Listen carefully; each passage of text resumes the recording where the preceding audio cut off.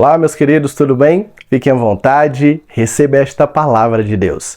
Primeira carta de João, capítulo 1, a partir do verso 1, diz o seguinte: proclamamos a vocês aquele que já existia desde o princípio, aquele que ouvimos e vimos com os nossos próprios olhos e tocamos com as nossas próprias mãos.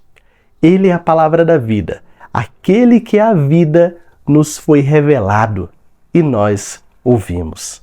Agora, nós testemunhamos e anunciamos a vocês que Ele é a vida eterna.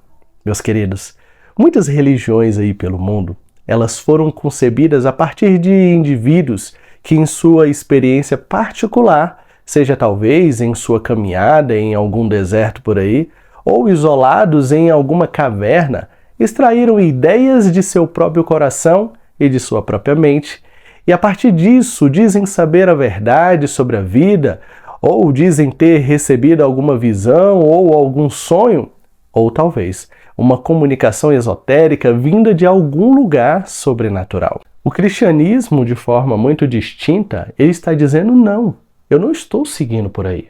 João está seguindo por um outro caminho, totalmente diferente. Nós não tivemos uma visão ou simplesmente tivemos um sonho, ou inventamos algo da nossa imaginação. Afirmamos que o próprio Deus entrou no nosso mundo. Nós o vimos, nós o tocamos, nós contemplamos o que Ele fez. Ele era real.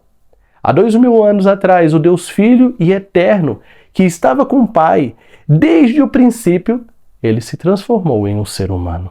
Ele habitou no meio de nós.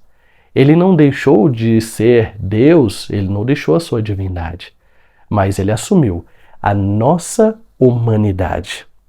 E por que ele fez isso? Poderíamos nos perguntar. Porque ele fez uma coisa tão diferente, ao menos por alguns motivos. Para que o próprio Deus, o Deus Pai, fosse revelado por meio do Filho. É bem verdade que Deus já tinha se revelado ao longo da história, mas o Filho é a revelação fiel e final da parte de Deus. Ele é a expressão exata do ser de Deus. E o outro aspecto muito importante em relação ao porquê Jesus veio é porque o homem tem um problema muito grande.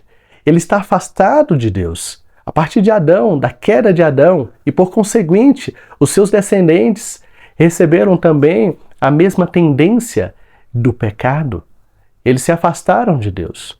E o pecado também exerceu domínio e exerce domínio sobre as pessoas. Isso é muito claro, podemos ver desde a infância os conflitos, a história, as guerras. O pecado tem imperado sobre a vida da humanidade. E esta é a mensagem que dele temos ouvido e vos anunciamos que Deus é luz e não há nele treva alguma. Meus queridos, se Deus é justo e santo, o que ele faz com pessoas como nós, com os pecadores? Imagine um juiz, imagine um tribunal, imagine um réu, e eles ali estão reunidos em torno de um problema. Aquele réu, ele cometeu um crime hediondo, matou uma família toda. E ali, aquele juiz, ele olha para aquele réu, e imagine só, se ele olha para aquele réu e fala, olha, eu sou um juiz compassivo, sou bom, e decido lhe perdoar. E ali eles saem de mãos dadas, abraçados, como grandes amigos, e vão embora. Imagine se essa família é a sua. O que você sentiria? Pelo menos eu digo por mim, eu ficaria indignado e até falaria, aquele juiz é tão corrupto quanto aquele réu que cometeu esse crime tão horrível. Em resumo, meus queridos, é necessário que a justiça seja feita. Deus não poderia simplesmente perdoar e tudo bem, sem que nada fosse feito, sem que alguém fosse condenado. E é em meio a este dilema que contemplamos a beleza do Evangelho, em que o Deus Filho, Jesus, se transformou em um ser humano e viveu uma vida que nós não poderíamos e nem teríamos a capacidade de viver. E além disso, foi ele que recebeu a condenação no nosso lugar, uma que nós nunca poderíamos suportar. Ele morreu no nosso lugar. A justiça foi feita e satisfeita na morte de Jesus. O texto de 1 João está respondendo àqueles que não acreditavam que o Deus Filho se fez um ser humano como nós. E diante disso, João apela ao testemunho ocular para dizer que, olha, não foi um devaneio. Nós não imaginamos, nós não sonhamos, mas foi real. E pode ser real também, meus queridos, na vida de vocês que estão aqui me ouvindo hoje. Talvez você não tenha olhado para a obra de Jesus dessa perspectiva, da realidade de sua miséria, de sua pecaminosidade e da sua maldade. E ainda não tenha entendido que você merece a condenação por seus pecados. Mas em Jesus, você pode ter perdão e graça, porque Ele recebeu sobre si os pecados daqueles que se arrependeram. O texto de João também enseja fortalecer aos crentes que, por alguma razão, tenham perdido de vista a promessa final e fiel de Deus. Assim, João diz: estas palavras, essas coisas vos escrevi a vós, os que já creram no nome do Filho de Deus, para que vocês saibam que vocês têm a vida eterna, vocês têm agora, não no futuro, mas agora. E para que vocês creiam no nome do Filho de Deus. Meus queridos, Deus é luz e Ele pode iluminar você. Ele quer te tirar da escravidão do pecado. Creia no nome dEle. E para finalizar, quero deixar esse texto do capítulo 2, a partir do verso 1, vai dizer: meus filhinhos, eu escrevo-lhes estas coisas para que vocês não pequem. Se, contudo, alguém pecar, temos um advogado que defende a nossa causa diante do Pai. O nome dele é Jesus, aquele que é justo.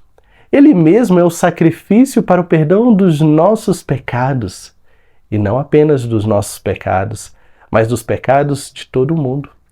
E sabemos que o conhecemos por um ponto muito importante: se obedecermos aos seus mandamentos. Se alguém diz, eu o conheço, mas não obedece aos seus mandamentos, esse tal é mentiroso e a verdade não está nele. Mas quem obedece à palavra de Deus, este mostra que o amor que vem dele está se aperfeiçoando em sua vida. Desse modo, nós sabemos que estamos juntinhos com ele. Quem afirma que permanece nele deve viver como ele viveu. Meus queridos, viva de verdade. Pare de desperdiçar a sua vida, porque ele morreu por todos que se arrependeram, para que aqueles que vivem não vivam mais para si mesmos, mas para aquele que por eles morreu e ressuscitou. Que Deus abençoe a vida de vocês imensamente.